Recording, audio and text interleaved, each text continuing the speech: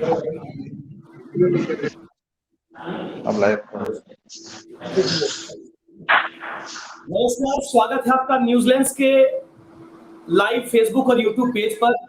और हमारी एक कोशिश है कि हम आज से जो है लाइव का प्रसारण करेंगे और शहर की पूरे झारखंड के जितने भी जन मुद्दे हैं उनको उठाने की कोशिश करेंगे। और हमारे साथ पैनल में अभी मौजूद हैं हमारे वरीय संवाददाता अविनाश गोस्वामी जी, और हमारे साथ मौजूद हैं शहर के वरिष्ठ और शिक्षक और प्रोफेसर, और उनका जितना भी बहुत सारी बातें उनके बारे में बता सकते हैं हम आपको। लेकिन छोटा सा परिचय कि वो भारतीय जनता पार्टी के वरिष्ठतम नेता है और रामगढ़ में उनकी ख्याति काफी है, आप सब जानते हैं उनको। हमारा आज का मुद्दा है, जैसा कि आप स्क्रॉल लाइन में आप देख रहे हैं, कि आखिर कैसे रामगढ़ के चुट्टू पालू घाटी जो मौत की घाटी से प्रसिद्ध है, उसमें मौत का तांडव आखिर कैसे रुकेगा। और इसको लेकर हमने बहुत बार खबरें भी चलाई है और हमारी कोशिश होती है कि लगातार जितने भी जन मुद्दे हैं उन पर हम आपको अवगत कराते रहें। शासन, प्रशासन और जनता के बीच की कड़ी है, हम कोशिश करते हैं कि आपको जन मुद्दों से अवगत कराएं। सबसे पहले हम चाहेंगे हमारे साथ जो संजय सर है वो इस मुद्दे पर घाटी में जो घटनाएं घट रही है, दिल दहलाने वाली घटनाएं, मीटिंग भी हो रही है, जिला उपायुक्त महोदय के द्वारा रोड सेफ्टी मीटिंग की जा रही है, लेकिन उसके बावजूद भी कोई निष्कर्ष नहीं निकल रहा। सर, आपको क्या लगता है कैसे घटनाएं रुक पाएंगी? सर, सबसे पहले न्यूजीलैंड को समसामयिक मुद्दों पर और ऐसे ज्वलंत मुद्दों पर वार्तालाप करने के लिए हम अपनी ओर से न्यूजीलैंड के संवाददाता और वरिष्ठ संवाददाता को मैं धन्यवाद देता हूं, आभार व्यक्त करता हूं।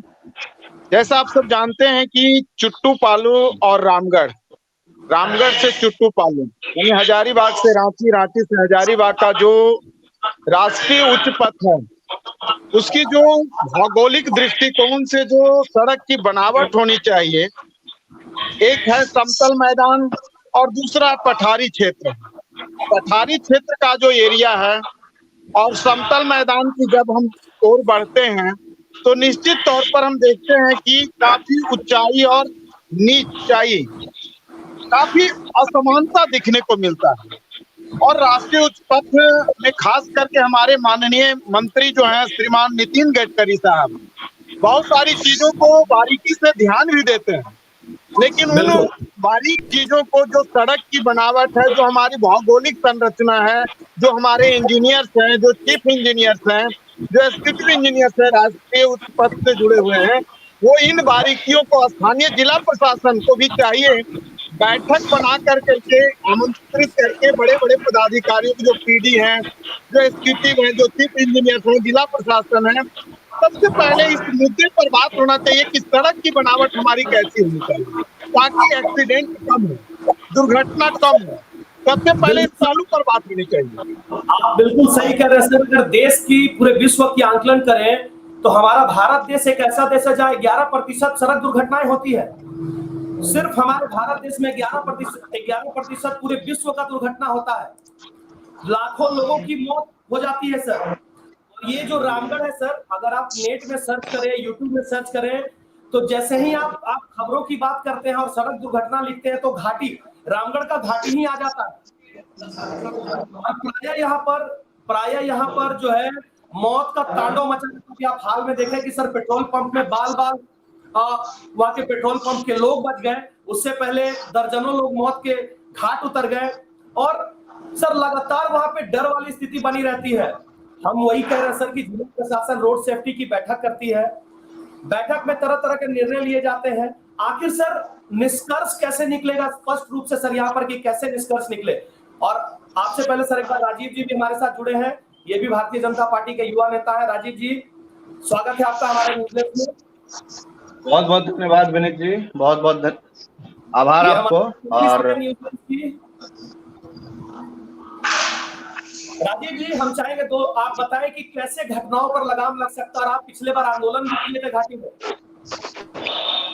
जी बिल्कुल विनीत जी, मैं पहली बार तो न्यूजीलैंड और आपको पूरी टीम को हम बहुत बहुत धन्यवाद देना चाहते हैं कि आप जो है कि रामगढ़ के जो ज्वलंत मुद्दे हैं उन मुद्दों के लेकर जो है लगातार आपका चैनल उससे संबंधित जो है समाचार को दिखाते रहता है और समाज में जो है जागरूकता फैलाने का काम कर रहा है। तो न्यूजीलैंड और आपको और आपकी पूरी टीम को हम बहुत बहुत बधाई देना चाहते हैं, धन्यवाद देना चाहते हैं।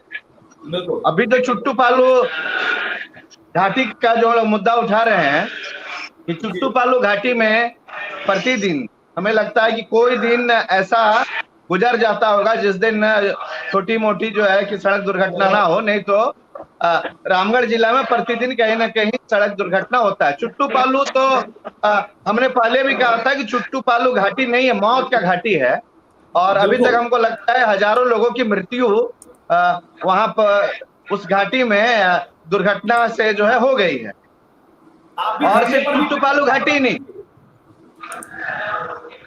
धरने पर भी बैठे थे उसको लेकर। जी हम लोग जो है कि 4 दिन और 4 रात जो है धरना में बैठे थे और उसके बाद जिला प्रशासन और NHAI के पदाधिकारी आके हम लोगों से वार्ता किए थे कि जो भी जो सड़क का जो डिजाइन गलत है उसको हम लोग सुधारेंगे और इस आश्वासन पर हम लोगों ने आंदोलन को समाप्त किया था।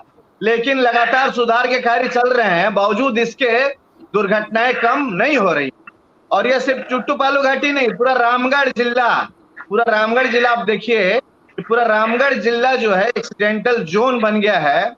आप रजरप्पा की सड़कों में जाते हैं वहां पर। राजीव जी, हम घाटी की बात कर रहे हैं और घाटी में क्या कुछ स्पेशल इनिशिएटिव लिया जाए जिससे कि घाटी पर दुर्घटनाओं पर लगाम लगे।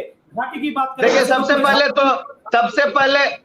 पहले तो हम इसके लिए ये जो है जिम्मेवार मानना चाहेंगे कि जो जिला सड़क सुरक्षा समिति है वो सिर्फ जो है कि नाम मात्र का उसका बैठक होता है और उसमें कोई भी अगर निर्णय होते हैं तो वो जो जमीन में लागू नहीं होते हैं। सड़क सुरक्षा समिति जो जिला स्तरीय समिति है जिसकी अध्यक्षता अध्यक्ष उपायुक्त हैं और सचिव जिला परिवहन पदाधिकारी हैं और सभी लोग उसके सदस्य होते हैं। तो जो है कि सड़क सुरक्षा समिति जो है बिल्कुल अच्छी तरह से काम नहीं कर रहा है और कोई भी निर्णय होता है वो पेपर में होता है, कागजों में होता है, वो जमीन में नहीं उतरता है। तो इसके लिए जिला सड़क सुरक्षा समिति जो है उसको भी हम उतना ही जो है ये मानते हैं कि चूंकि हमने पहले ही कहा है कि एक्सीडेंट को कम नहीं किया जाता। भारत एक ऐसा देश है कि जहां प्रति 2 मिनट में हर 2 मिनट में एक्सीडेंट होता है, हर 2 मिनट में एक एक्सीडेंट होता है और हर 6 मिनट में एक व्यक्ति की दुर्घटना से मौत होती है। ये भारत के आंकड़े हैं कि हर 2 मिनट में एक एक्सीडेंट होता है और हर 6 मिनट में एक व्यक्ति दुर्घटना से मरता है। तो और हमारे भारत में इतने लोग सड़क दुर्घटना से मरते हैं जितने लोग बॉर्डर में भी शहीद नहीं होते हैं, जितने लोग जो है हमारे देश की सीमा की रक्षा करते हुए शहीद नहीं होते हैं। हमने फेसबुक पर एक सवाल किया था लोगों से कि आपकी ये घटनाएं कैसे रुकेगी, इसको लेकर हमने एक जारी किया था। तो उसमें बहुत सारे लोगों का कमेंट आया कि स्पीड को जो है वो कंट्रोल कर लिया जाए, 20 से 30 की गति सीमा कर दी जाए। कई लोगों का कहना था कि वहां पर जो है जंप लगाया जाए और हमारे साथ लाल बिहारी जी भी जुड़ चुके हैं, हम उनसे भी बात करेंगे। और अविनाश जी, आपसे अभी हम बात करते हैं कि जो लगातार आप कवरेज करने जाते हैं तो कैसी स्थिति हृदय विदारक होती है वहां पर, थोड़ा बयां करें उसको। जी विनीत जी, हम लोग लगातार घाटी का कवरेज करते हैं और लगातार एक्सीडेंट इस तरह से होता है तो हम लोग को बहुत दुख लगता है। वहां पे इस तरह का घटना होता है, लोग बाहर से आते हैं और उसको समझ में नहीं आता रोड का स्ट्रक्चर किस तरह से बना हुआ है। उनकी गाड़ी आती है और गड्ढे में चली जाती है और बहुत दर्दनाक मौत हो जाती है। काफी घटना होती है, इससे काफी लोगों को भी आहत पहुंचता है। हम लोग यही चाहते हैं कि टोल के जितने भी अधिकारी हैं जब तक नया जो पुल तैयार नहीं हो जाता, जो नया टनल बन रहा है वो तैयार नहीं हो जाता है, टोल के अधिकारियों को कम से कम जो है कुछ इसके लिए कुछ व्यवस्था करना चाहिए। जिला प्रशासन को कैसा पहल किस तरह के इंतजाम से रुक सकते हैं सड़क दुर्घटना? काफी दर्दनाक घटनाएं होती हैं और खास करके जो ये रामगढ़ की घाटी है उसमें काफी दर्दनाक घटनाएं घटती है। जिला प्रशासन को टोल के अधिकारियों को मिलकर एक टीम गठित करनी चाहिए और जब तक ये रोड तैयार नहीं होता है तब तक कुछ एक व्यवस्था करना चाहिए। बाहर के ड्राइवर को पता नहीं रहता है। लाल बिहारी जी, आपका घर घाटी के इर्द गिर्द ही है और सबसे बड़ी बात है कि ये जो स्थिति हो रही है इसके बाद बहुत बार मीटिंग होती है। हमारा आज जो लाइव आने का मकसद यही है कि मीटिंग हो रहे हैं, रोड सेफ्टी की बातें होती है, तरह तरह के नियम के बात किए जाते हैं, लेकिन इम्प्लीमेंट नहीं हो रहा है। लाल बिहारी जी, आप उस दर्द को महसूस करते हैं सामने से, क्योंकि आप बगल में रहते हैं। आप बयां करेंगे कैसे दुर्घटनाएं रुक सकती है वहां? ये लाल की घाटी नहीं, ये मौत की घाटी बन करके रह गई। और जब घटना घटता है, जब घटना घटने के वक्त मीटिंग होता है, पदाधिकारी भी एक्शन में आते हैं, कमेटी बनती है, सिर्फ एक दिखावा है, इसके अलावा कोई पहल नहीं होता है। यदि पहल होता है तो ये 4 लाइन का स्थिति ऐसा नहीं होता। प्रतिदिन का ये घटना दुर्घटना से बचता बहुत सारे लोग, लेकिन तो केवल कागजी प्रक्रिया पूरा किया जाता है। उसके अलावा 4 लाइन का जो स्थिति है, 4 लाइन का ये स्थिति नहीं होना चाहिए, लेकिन टोल गेट में ज्यादा ध्यान दिया जाता है। दूसरा में अभी जो ओवर ब्रिज बन रहा है पटेल चौक में ओवर ब्रिज बन रहा है, इसका लेकर के भी कई बार विरोध हुआ है। और यहाँ एक से एक दर्दनाक दुर्घटना होता है जिसमें मौत लगातार होती जा रही है। सैकड़ों हजारों नहीं बल्कि लाखों लोग आज ये 4 लाइन जब से बना है तब से ये मौत का घाट अपने को गले पर लगाया। लेकिन 4 लाइन का स्थिति क्या देखा जाए तो सही मायने में क्या 4 लाइन ऐसा बनता है क्या? हमारा यदि 4 लाइन के नजदीक में यदि हमारा जमीन है, पुलिस अधीक्षक महोदय के द्वारा भी बताया गया कि रोड का निर्माण गलत हुआ है। एसपी साहब ने केवल फॉर्मेलिटी निभाया जाता है। जब दुर्घटना होता है तो उससे लोगों को ये एक सांत्वना मिलता है कि चलो आज जिला के सारे पदाधिकारी लोग एक्टिव दिखे और 4 लाइन के जो NHAI के जो अधिकारी है उन लोग भी एक्टिव दिखे, लेकिन निश्चित तौर पे पहल कुछ नहीं होता, सिर्फ एक दिखावा है और लोगों को छलने का काम किया जाता है। 4 लाइन में जिन लोगों का जमीन पड़ता है वो लोग 4 लाइन के जितने भी ठेकेदार है सब दलाल के हाथों में बिक चुका है। हमरा है तो हम अपना बचाने के लिए जो लाइन बना हुआ है उसका जो सर्कुलर बना है 4 लाइन का, क्या उस पे सही जा रहा है? हम अपना बचाने के लिए हम अपना ताकत लगा दिए, पैसा खिला दिए, इतना ही दूर तक होता है, उसके अलावा कुछ नहीं हो रहा। उसके बाद फिर एक लाइन खींचा जाएगा जब ये कंप्लीट होने के बाद कि ऐसा नहीं ऐसा बनना चाहिए। संजय सर भी लाइन पर है, हम उनसे सर स्पष्ट लाइन बताएं जो पॉइंट्स हो उसके तहत कि हम लोग घाटी में दुर्घटनाओं को। देखिए विनीत जी, मैं इस संदर्भ में कहना चाहता हूं कि सबसे पहले केंद्र सरकार और राज्य सरकार को इस पर पहल करना चाहिए। स्थानीय जो जिला प्रशासन है और जो राष्ट्रीय उच्च पद से जुड़े हुए जो पदाधिकारी हैं, यानी जो मुख्य अभियंता हैं, कार्यपालक अभियंता हैं, जो भी इसके जानकारी रखते हैं सड़क के मामले में, उनको बैठकर इस बात पर स्पेशल बैठक होना चाहिए और एक रोड मैप तैयार होना चाहिए और रोड मैप इस बात को तैयार होना चाहिए कि आखिर रामगढ़ से ज्यादा उत्तराखंड हो, हिमाचल प्रदेश हो, जम्मू कश्मीर हो, पहाड़ों पर सड़क बनी हुई है और एक से एक भयावह घाटी है, वहां पर भी इतना एक्सीडेंट नहीं होता है जितना ये चुट्टू पालू घाटी में एक्सीडेंट होता है। आखिर उन उत्तराखंड पठारी क्षेत्रों में, हिमाचल प्रदेश में, जम्मू कश्मीर में सड़क बनी हुई है पहाड़ों पर, तो क्या यह चुट्टू पालू घाटी में जो सड़क बनी है उस सड़क की स्थिति को सुधारा नहीं जा सकता है? ये सबसे महत्वपूर्ण बात है। लेकिन हमारी सरकार के साथ साथ हमारे जो स्थानीय प्रशासन है, खासकर जो इसके एक्सपर्ट है, विशेषज्ञ हैं, जो अभियंता माने जाते हैं राष्ट्रीय उच्च पद के, उन अभियंता के पास दृष्टि क्या है? उन अभियंता के पास दृष्टिकोण क्या है? दुर्घटना रोकने के उपाय क्या हो सकते हैं? क्यों दुर्घटना नहीं हो सकती है? हम उस पर बैठकर विचार क्यों नहीं कर सकते हैं?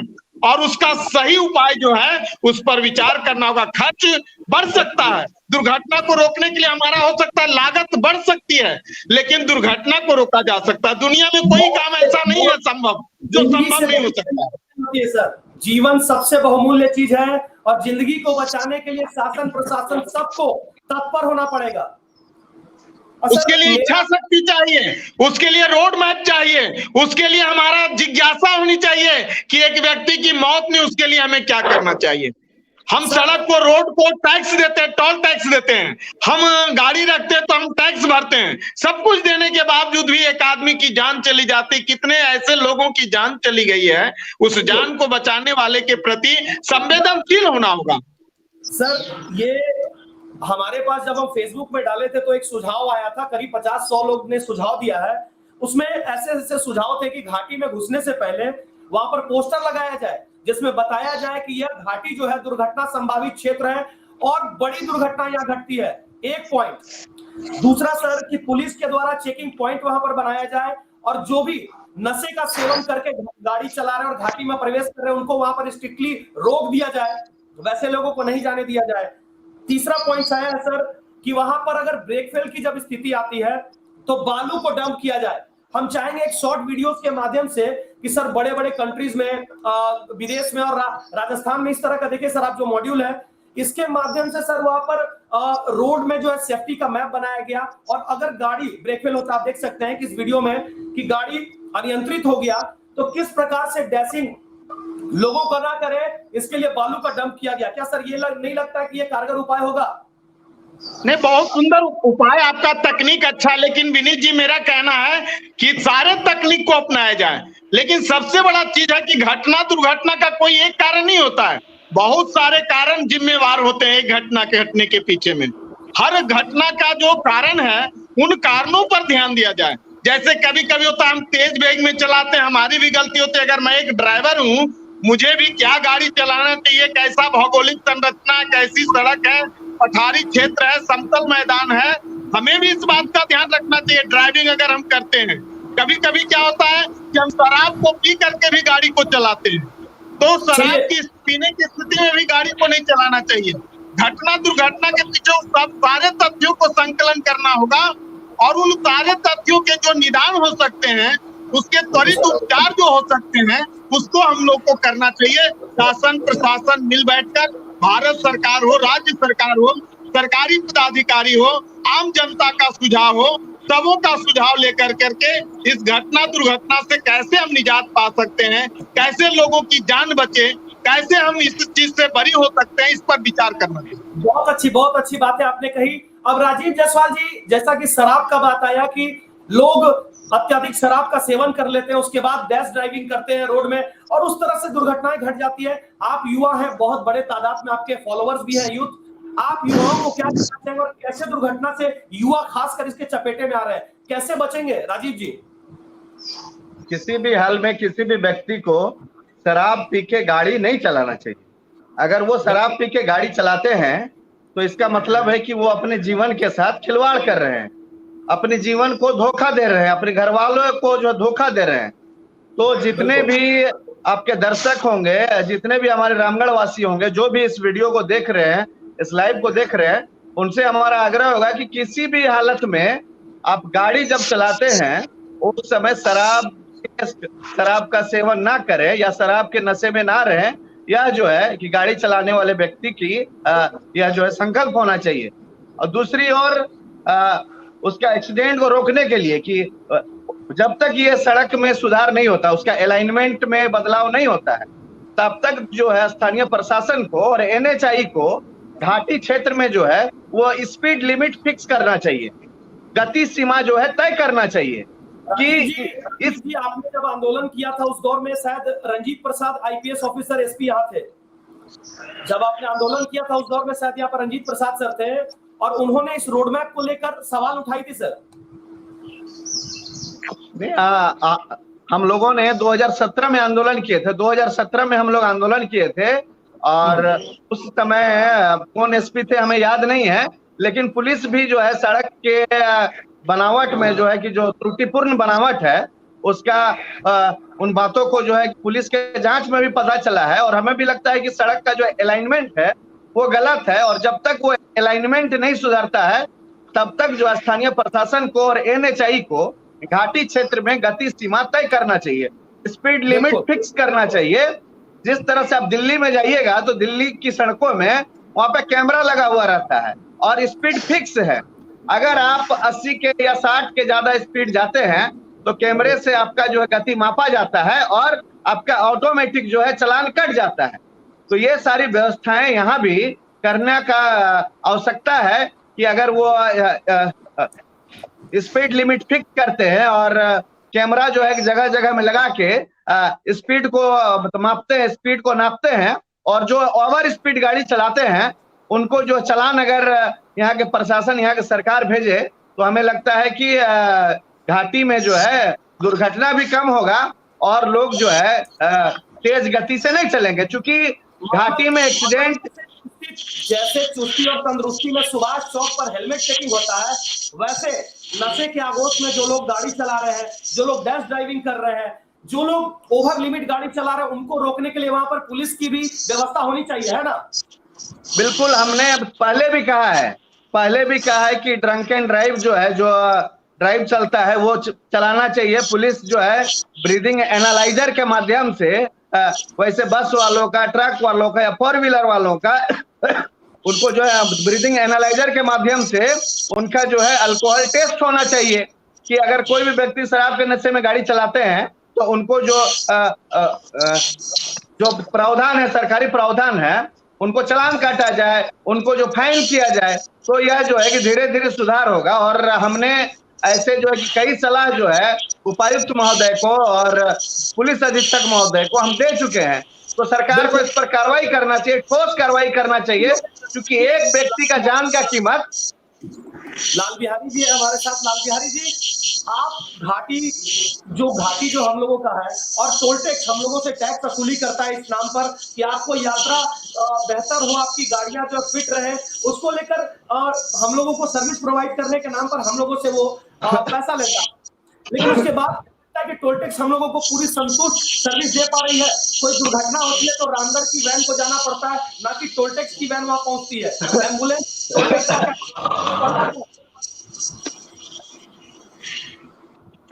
देने पे समय पे वो लोग पहुंच नहीं पाता, लेकिन टोल टैक्स के लिए वहाँ प्रशासन सीसी कैमरा बहुत सारे वीडियो का व्यवस्था किया गया है टोल टैक्स वसूलने के लिए।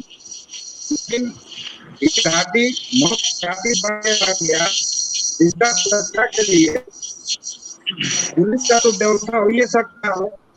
बड़ा बड़ा होर्डिंग लगा हुआ है, उसका नियम जो दायरे में आता है टोल टैक्स का, तो जो गाड़ी का एक लिमिटेशन जो गति हो सकता है उसका भी लगा सकता है। दुर्घटना बोर्ड लग सकता है, माध्यम से राजनीति बात है कि जो गाड़ी चलाता है ये पुलिस प्रशासन का तैनात करके वहां देखना उन लोगों का काम था। सीसी कैमरा भी लगल रहता और उसमें होता क्या कि कौन गाड़ी स्पीड से आता है उस पे तो कानूनी प्रक्रिया बहुत सारे हैं। यदि धीरे धीरे ऐसा प्रेस मीडिया के माध्यम से भी आए दिन प्रचार होता तो लोगों को ये पता चलता कि घाटी में हमको बहुत इतना से इतना गति का के अंदर ही गाड़ी हमको चलाना माध्यम से बहुत सारा प्रचार होगा और बहुत जल्द ही जानकारी होगा लोगों को। प्रशासन को नहीं बैठा सकते हैं, पुलिस की व्यवस्था, बैरिकेडिंग की व्यवस्था नहीं कर सकते हैं, तो आप सीसीटीवी के जरिए उनको फाइन करके उनको चेतावनी दे सकते हैं और सख्ती से आप अगर काम करेंगे तो हमको लगता है कि घाटी में दुर्घटनाएं रुकेगी। अविनाश जी, क्या लगता है आपको, किस तरह का अगर नियम बनाया जाए, स्पीड लिमिट बनाया जाए और इतने निर्धारित गति सीमा को वहां पर फिक्स कर दिया जाए, फाइन का सिस्टम कर दिया जाए, बालू का डंप लगा दिया जाए जगह जगह पर बालू का डंप, तो क्या लगता है आपको किस तरह से दुर्घटनाओं पे लगाम लगेगा या नहीं? एकदम लगेगा, बिल्कुल लगेगा, एकदम लगेगा। और आपका सही एनएचआई को करना चाहिए। पुलिस प्रशासन क्या करेगा बताइए, पुलिस प्रशासन में क्या करेगा? लगातार हमेशा एक ही जगह पे एक्सीडेंट हो रहा है तो कुछ ना कुछ वहां पे फॉल्ट है। टोल टैक्स आप जा रहे हैं, चाहे कोई भी जा रहे हैं, टोल टैक्स ले रहे हैं, वो लगातार ले रहे हैं, आ रहे हैं, जा रहे हैं, हर गाड़ी में टोल टैक्स दिया जाता है। ऐसा नहीं कि टोल टैक्स नहीं मिल रहा है अधिकारी को, एनएचआई को वहां पे देखना चाहिए। जो एक ही जगह पे लगातार एक्सीडेंट हो रहा है, यहाँ पे ये जांच का विषय है, ये वहां होना चाहिए। वहां पे कुछ गड़बड़ है, रोड में इंजीनियर कुछ गड़बड़ है, उसको सुधार करना चाहिए। 4 लाइन में हमारे जो फेसबुक पे मैसेज है, हम आपको दिखा दें कि बहुत सारे लोगों का फेसबुक में मैसेज आया था, जिसमें उज्जवल अग्रवाल जी हैं। उन्होंने कहा है कि घाटी में अगर दुर्घटनाएं हो रही है तो उनको रोकने का एक सबसे बड़ा प्रयास जो हो सकता है वो स्पीड को कंट्रोल करने से और चौड़ाकरण कर देने से रोक से। दूसरे हैं वाहिद अहमद कुरैशी जी, उन्होंने कहा कि यहाँ पर लगातार एक्सीडेंट होता है और ऐसे में यहाँ पर रोड को जो है, रोड का जो निर्माण है उसको सुधार दिया जाए और जो अलाइनमेंट में जो गड़बड़ी जैसा राजीव जी बता रहे हैं तो उससे सुधर सकता है। उसके बाद यहाँ पर रोड को स्ट्रेट करने की भी बात की जा रही है, स्पीड ब्रेकर हटाने की बात की जा रही है। बिल्कुल, एक स्पीड ब्रेकर जो रोड में वहां पर जो गाड़ी एकाएक स्पीड में आती है और वहां पे स्पीड ब्रेकर जो लगा हुआ है वो उसको कंट्रोल नहीं कर पाता बल्कि अनबैलेंस कर दे रहा है, ऐसा कहना है भाई का। उसके बाद रोहित जी हैं, ये कह रहे हैं स्पीड लिमिट बढ़नी चाहिए और लगभग जितने भी लोगों का कमेंट पढ़ रहे हैं, चंद्रजीत पटेल, प्रोवीन कुमार, टिकेश्वर महतो जी, रवि कुमार मित्तल और शेख फैयाज खान, प्रकाश करमाली, उसके बाद किशोर मानकी, रवि कुमार, ये मंदिर की मांग कर रहे हैं कि घाटी में मंदिर बनना चाहिए, घाटी में मंदिर बनना चाहिए और इस तरह की भी मांग आ रही है। और बाकी लेकिन ज्यादातर लोगों का स्पीड लिमिट को लेकर है और बालू डंप करने को लेकर है। हम लोग बात करते करते में फिर से एक बालू डंप वाले सीन को आपको दिखाएंगे कि कैसे वहां पे जो इस तरह का जो अगर आप ब्रेक वाला भी लगातार जो घटनाएं हुई है ब्रेक फेल के कारण हुई है, अनियंत्रित टेलर घुस जाता है पंप के पास में, अनियंत्रित गाड़ी घुस जा रहा है और कई लोगों को काल के गाल में भेज दे रहा है। ये कोशिश हो सकती है कि अगर आप सैंड को वहां पर इकट्ठा करें, बालू को डंप करें तो बड़ी दुर्घटना जो घट रही है हो सकता है कि वहीं पर वो घटना रुक जाए। क्या हम आप सब लोगों से एक बार में राय पूछना चाहेंगे, क्या लगता है ऐसे बना दिया जाए, बालू का डंप कर दिया जाए, स्पीड लिमिट वगैरह कर दिया जाए तो क्या दुर्घटनाएं रुकेंगी या नहीं? बालू डंप से थोड़ी होगी, बालू डंप वहां से इतना डाउन है, उधर से ब्रेक मारते मारते गाड़ी का ब्रेक फेल हो जाता है और गाड़ी पलटता है, तो बालू का डंप से वहां से क्या होगा? उस रोड को सुधार करना चाहिए, इंजीनियर को आना चाहिए, पूरे एनएचआई को जितने भी हायर अथॉरिटी के इंजीनियर आना चाहिए और उस कॉर्नर को ठीक करना चाहिए जहाँ पे लगातार एक्सीडेंट रुकेगा। बालू डंप से वहां कुछ नहीं होगा, रोड पे वहां पे सुधार करना होगा। संजय सर।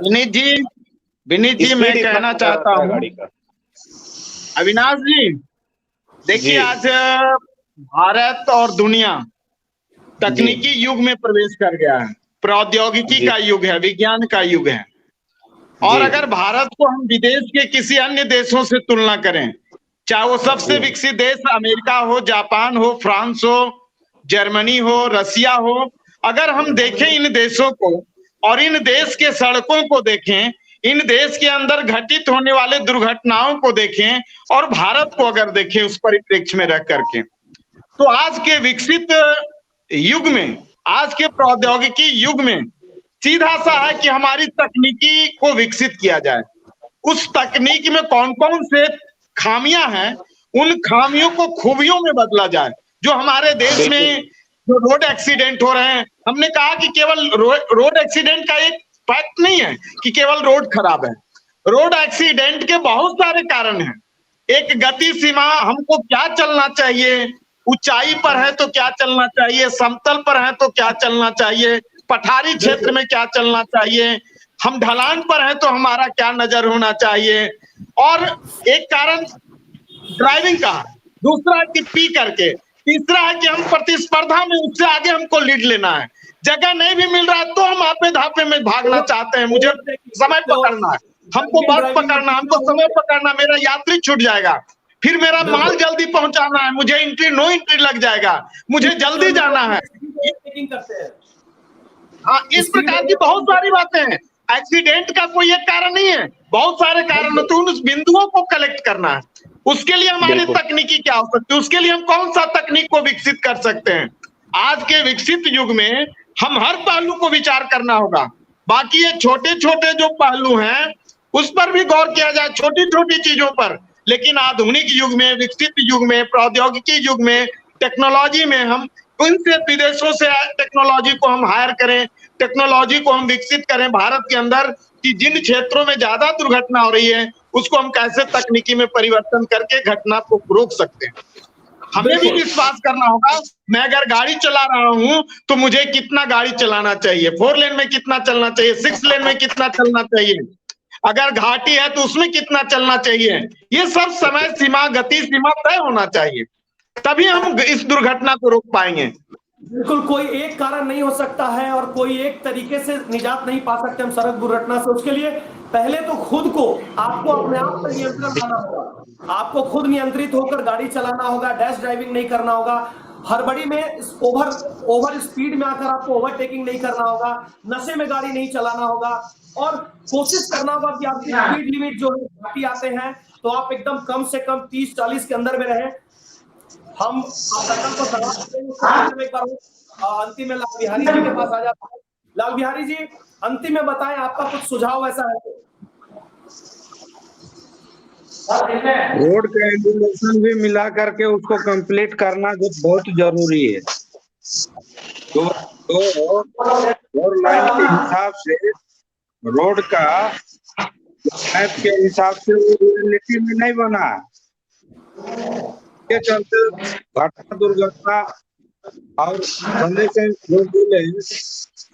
का कोई लिमिटेशन नहीं है। दूसरा में ओवरटेक जो करता है उससे भी घटना दुर्घटना बढ़ा रहता है।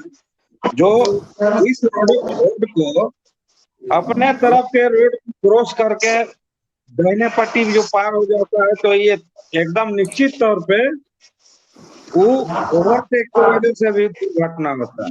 कोई बहुत ऐसा है जो शराब पी करके गाड़ी चलाता है, उसे भी दुर्घटना बना हुआ है। तो ये सब एक बोर्ड के जरिया में, पुलिस चौकी लगा करके, सीसी कैमरा के जरिया में लगा करके ये सारी चीजों को कंट्रोल किया जा सकता है। लेकिन पुलिस जवानी घाटी के ऊपर ही लगाना होगा। अपना महत्वपूर्ण समय दिया। और आपको भी बता दें कि एक खबर आ रही है कि पड़े केंद्रीय विद्यालय में एक युवक का 100 मिला है, और यह युवक जो है, इसका इलाज कई दिनों से रांची सेंट्रल इंस्टीट्यूट कांके में चल रहा था। इस युवक का 100 आज भुरकुंडा रिवर साइड में केंद्रीय विद्यालय में, इसका नाम सुनील विश्वकर्मा है। इसका 100 मिला, आप देख सकते हैं।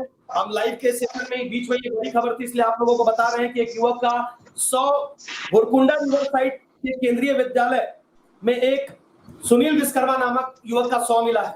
इसका इलाज चल रहा था, ये बीमार था व्यक्ति। ये पुलिस के द्वारा जानकारी दी गई है और आप फोटो के माध्यम से देख सकते हैं कि इस तरह की आज घटना भुरकुंडा में घटी है। हम और भी सेशन पे बात करेंगे, और आप लोगों के पास भी कोई मसला हो, कोई मुद्दा हो जिसपे कि हम चाहें कि बैठकर आप आपस में डिबेट कर सके, तो आप लोग भी हमको सुझाव दें। विनीत जी, 1 मिनट में लेना चाहूंगा आपका समय। आज जो विषय आपने रखा बहुत समसामयिक है और प्रासंगिक भी है।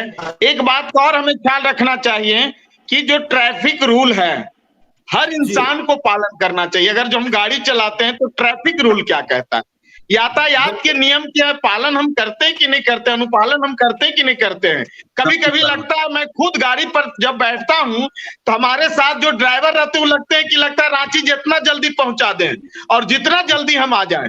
दूसरे का हम ख्याल नहीं कर पाते हैं कि हम कितने गति में चल रहे हैं, अगले हमको मौका दे रहा है कि नहीं दे रहा है, साइड दे रहा है कि नहीं दे रहा है, हॉर्न बजाए जा रहे हैं, हॉर्न बजाए जा रहे हैं। ये ट्रैफिक रूल को अवश्य पालन करना चाहिए हर इंसान को। कभी कभी हमारी गलती से भी जल्दी चलो, जल्दी पकड़ो, मेरा ऑफिस छूट रहा है। अंतिम में जो आपने बात कही ना सर, सबसे बड़ा दुर्घटना से अगर बचने का कोई सबसे बड़ा मूल मंत्र है ना तो खुद के अंदर नियंत्रण। जो आपने कहा कि यातायात के जो तमाम नियम आपके लिए बनाए गए हैं, आप अगर उनका खुद पर पालन करेंगे, अपने लोगों को पालन करवाएंगे और स्पीड के चक्कर में आप अगर रोड में ड्राइविंग ना करेंगे, शराब का सेवन करके गाड़ी आप ना चलाएंगे, तो आप बिल्कुल इस तरह की बड़ी दुर्घटनाओं से बचेंगे और अपने परिवार के बीच में खुशहाल जाएंगे। और जो परिवार आपके घर से बाहर जाने के बाद इंतजार करता है कि हमारा घर का बच्चा, हमारा बाप, हमारा भाई, हमारा पति घर सुरक्षित लौटेगा, वो सुरक्षित ही लौटेगा। नहीं तो अगर आप गलतियां करेंगे, यातायात के नियमों का पालन नहीं करेंगे और खुद गलतियां करेंगे तो आप खुद के दोषी होंगे, ना कि कोई यातायात नियम और ना ही कोई सड़क। तो खुद सुरक्षित रहने के लिए खुद को आपको संयम रखना होगा और यातायात के नियमों का पालन करना होगा। आप तमाम हमारे मौजूद पैनल में लोगों को धन्यवाद। एक और विनीत जी, कभी कभी मैं यात्रा करता हूं तो बता रहा हूं, ये अनुभव मैं बता रहा हूं कि बारात जा रहे हैं, बारात से लौट रहे हैं, अब नींद आ गई, ड्राइवर सोचता अब तो आधे घंटा बचा है, अब चुट्टू पालू से रामगढ़ जाना है। इस स्थिति में उसकी आंख लग जाती है, लेकिन वो गाड़ी नहीं रोकता, लगता है पहुंच गए कुछ दूर में, लेकिन उसी बीच में हमारी सबकी जान भी चली जाती है। तो यदि नींद आए, ये भी पालन करना चाहिए। और आपस में डिस्कस करने के लिए लाइव सेशन है और इसी में हम लोग जो गलतियां कर रहे हैं वो गलतियां ना हो, इसके लिए हमारी कोशिश है। और हम आप तमाम लोगों से आग्रह अपील करेंगे कि आप भी एक सच्चे नागरिक होने का फर्ज अदा करें, अपने घर के प्रति जिम्मेवार हो। जो आपका घर परिवार है, सबसे पहला वहां आपका जिम्मेवारी है। तो आप अपने घर परिवार के प्रति प्यार व्यक्त करते हुए और उनके प्रति जिम्मेवार होने का फर्ज अदा करते हुए जिम्मेवारी पूर्वक यातायात के नियमों का पालन करें और घर सुरक्षित जाएं और अमन चैन के साथ रहे। लाल बिहारी जी, संजय सर, राजीव जायसवाल जी और अविनाश जी को सबको हमारा नमस्कार। और ये लाइव सेशन यहीं पे समाप्त होता है। धन्यवाद आपको।